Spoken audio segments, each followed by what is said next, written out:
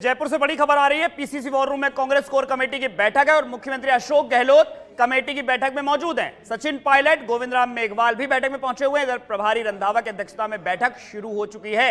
Committee में कुल 10 सदस्य हैं। चुनावी रणनीति और उम्मीदवार चयन को लेकर चर्चा जारी है।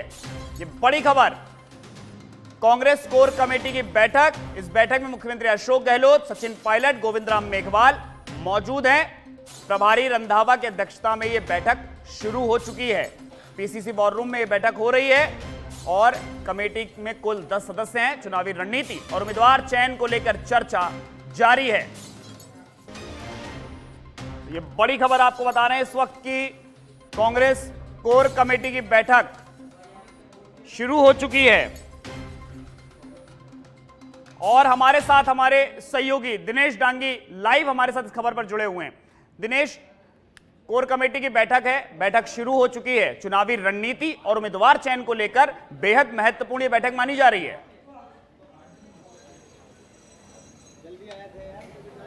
जी देखिए, राजस्थान विधानसभा चुनाव को लेकर ऋषभ कांग्रेस हाईकमान ने एक कोर कमेटी का गठन किया है और कोर कमेटी में उन 10 टॉप सीनियर लीडर को शामिल किया गया है जो राजस्थान की सियासत को हर एंगल से बखूबी जानते हैं और समझते हैं। तो अब से थोड़ी देर पहले जो कन्वीनर है इस कमेटी के प्रभारी सुखजिंदर सिंह रंधावा, उनकी अध्यक्षता में ये बैठक हो रही है और बैठक में ये चर्चा हो रही है कि राजस्थान में किस तरह का माहौल है। जो तमाम 200 विधानसभा सीटें हैं उसमें कांग्रेस पार्टी के पक्ष में किस तरह के सियासी, जातिगत और अन्य समीकरण है और जनता के मन में क्या राय है। इसके अलावा सदस्यों को यह भी कहा गया है कि आप कोई भी उपयोगी सुझाव जो और रणनीति बेहतर ग्राउंड पर लागू करें उसको लेकर यहाँ पर दे सकते हैं। और अध्यक्ष डोटासरा, सचिन पायलट, गोविंद राम मेघवाल, तमाम जो सदस्य हैं इस कोर कमेटी की बैठक में मौजूद है ऋषभ। और कोर कमेटी की ये दूसरी बैठक है और चुनावी मौसम में जाहिर सी बात है तमाम जो कमेटियाँ हैं या अन्य जो बैठक है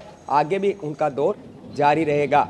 उम्मीदवार चयन प्रक्रिया का काम हालांकि कोर कमेटी का नहीं है, वो स्क्रीनिंग कमेटी का काम है, लेकिन फिर भी उम्मीदवार चयन को लेकर कोई सुझाव दे सकता है कि हमें किस तरह भाजपा उम्मीदवार जैसे लिस्ट जारी कर सकती है अपने, तो आचार संहिता लगने के बाद किस तरह कांग्रेस उम्मीदवारों की पहली सूची जारी करनी चाहिए या भाजपा उम्मीदवारों की सूची का इंतजार करना चाहिए। इस तरह की चर्चा यहाँ पर हो सकती है, लेकिन किसको टिकट दिया जाए, किसका काटा जाए, ये इस कोर कमेटी की कह सकते हैं कि बैठक के एजेंडे में शामिल नहीं है। पूरी तरह से चुनावी रणनीति पर चर्चा होगी। सीएम अशोक गहलोत भी अपनी बात रखेंगे और वो भी सर्वे की रिपोर्ट, ग्राउंड की रिपोर्ट या जो उनका एक मैकेनिज्म है जिसके ज़रिए उनके पास डेटा है, जिनके पास राजस्थान की ग्राउंड रिपोर्ट उनके पास है, उस पर डिटेल से अपनी बातचीत रखेंगे। और सामने आ रहा है कि अग्रेसिव तरीके से कांग्रेस की जो वेलफेयर की स्कीम है, जो योजनाएं हैं, उनका बखान करना है, उन योजनाओं को लेकर मतदाताओं और जनता के बीच में जाना है। इन तमाम तरह की चीज़ों पर है इस बैठक में डिस्कशन यहाँ पर हो रहा है और अन्य पहलू है चुनावी से जुड़े हुए, उस पर भी यहाँ पर गौर किया जा सकता है। बिल्कुल दिनेश, अगर बात करी जाए तो शुरुआत से ये कहा जा रहा था कि पहली सूची चुनाव से करीब 2 महीने पहले आ जाएगी, यानी सितंबर तक मानी जा रही थी सूची सामने आ सकती है।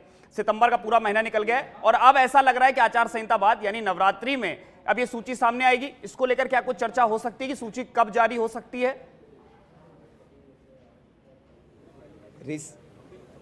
ऋषभ, दिल्ली के अंदर कांग्रेस के टॉप 25 से ज्यादा नेताओं की एक बैठक हुई थी। उस बैठक के बाद एआईसीसी हेडक्वार्टर में एक प्रेस कॉन्फ्रेंस हुई थी जिसमें कांग्रेस पार्टी के संगठन की जो नंबर 2 की पोस्ट है उस पर काबिज है वेणुगोपाल, उन्होंने ये बयान दिया था कि हम सितंबर के पहले हफ्ते में सूची जारी कर देंगे। उसके बाद जहां हम खड़े हैं उस दौरान प्रभारी रंधावा और सीएम अशोक गहलोत ने एक बयान दिया था कि हम सितंबर के आखिर में और अक्टूबर के पहले हफ्ते में लिस्ट जारी करेंगे। लेकिन थोड़े दिन पहले रंधावा ने एक बयान दिया कि जैसे ही आचार संहिता लगेगी, आचार संहिता के बाद हम अपनी पहली सूची जारी करेंगे। तो इस बात में अब कोई तय नहीं है कि 9 अक्टूबर तक राजस्थान में 7, 8 या 9 अक्टूबर ये वो तारीख है जब राजस्थान के रन को देखते हुए आचार संहिता इलेक्शन कमीशन लगा सकता है। उसके बाद प्रदेश इलेक्शन कमेटी की बैठक होगी जो एक सिंगल लाइन का प्रस्ताव पारित करेगा कि हम स्क्रीनिंग कमेटी और हाईकमान को टिकट डिक्लेरेशन का काम सौंपते हैं।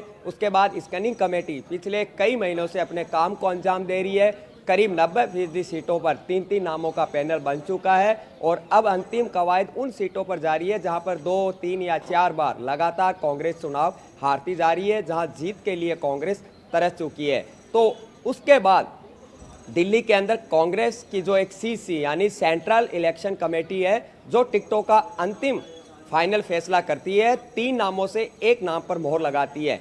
खड़गे की अध्यक्षता में सीसी की बैठक होगी, उसमें स्क्रीनिंग कमेटी चेयरमैन और मेंबर भी मौजूद रहेंगे। सीएम अशोक गहलोत, अध्यक्ष डोटासरा, प्रभारी रंधावा, स्पीकर सीपी जोशी और सचिन पायलट वो भी उस बैठक में मौजूद रहेंगे। उसके बाद पूरी संभावना है कि 15 अक्टूबर तक कांग्रेस अपने 50 से ज़्यादा उम्मीदवारों की पहली सूची है वो रिलीज यहां पर कर सकती है। पहली सूची में तमाम उन स्थापित और मजबूत नेताओं के नाम होंगे जो लंबे समय से विधायक बनते आ रहे हैं, जैसे विश्वेंद्र सिंह, डोटासरा, विजेंद्र ओला, रमेश मीणा, अशोक गहलोत, सचिन पायलट, स्पीकर सीपी जोशी, इनका पहली सूची में नाम हो सकता है। और 15 अक्टूबर तक कांग्रेस उम्मीदवारों की पहली सूची आ जाएगी, इस बात की पूरी संभावना है।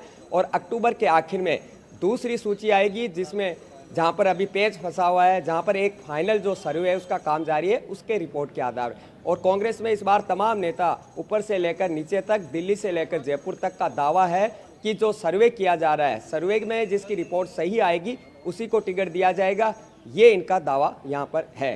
तो कोर कमेटी की अहम बैठक यहाँ पर फिलहाल जारी है। बिल्कुल, अगर जो आपने टिकट को लेकर कहा, तो अगर बीते दिनों देखे जब अलवर पहुंचे थे मधुसूदन मिस्त्री, तो वहां पर उन्होंने मीडिया को एक बयान दिया था कि पार्टी को लेकर एंटी इनकम्बेंसी बिल्कुल नहीं है, पार्टी के विरोध में जनता नहीं है। हां, किसी विधायक के लिए हो सकता है तो उस पर हम विचार करेंगे और इन सारे पहलुओं को देखने के बाद ही विधायक का जो टिकट है, चुनाव में जो टिकट है वो दिया जाएगा। तो स्पष्ट तौर पर यह है कि मिशन रिपीट को लेकर मेहनत हो रही है, सरकार लानी है, तो विधायक का पूरा चरित्र, जो पूरी रिपोर्ट आई है उस रिपोर्ट को देखकर ही टिकट दिया जाएगा।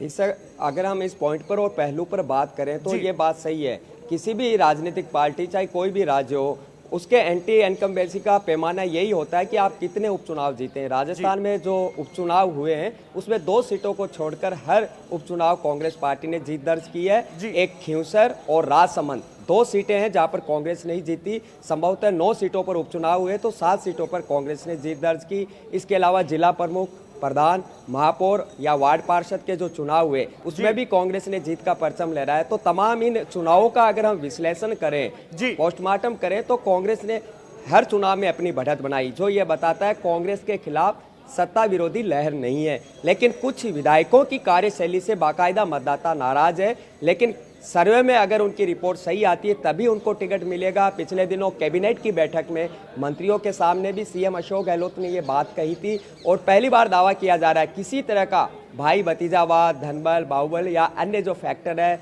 अनुशंसा या सिफारिश, ये काम नहीं करेंगे। और जो फेयर और निष्पक्ष सर्वे किए गए हैं 3-3, उस सर्वे में रिपोर्ट अगर आएगी, चाहे कितना ही बड़ा नेता हो, उसी को टिकट दिया जाएगा। लेकिन कांग्रेस में अमूमन रिसर्व क्या होता है, इससे पहले बातें बड़ी होती है, लेकिन जब टिकटों का बंटवारा होता है तो बंदरबाट शुरू होती है। जिसका जो मौका लगता है, दांव लगता है, वो टिकट ले आता है। पहली बार बातें बड़ी हुई है, लेकिन जब टिकटों की लिस्ट, उम्मीदवारों की लिस्ट सामने आएगी तभी खुलासा होगा कि वाकई में सर्वे रिपोर्ट को कितनी तवज्जो यहाँ पर दी गई। बिल्कुल दिनेश, आप नजर बनाए रखिए। फिलहाल के लिए आपका बहुत बहुत शुक्रिया।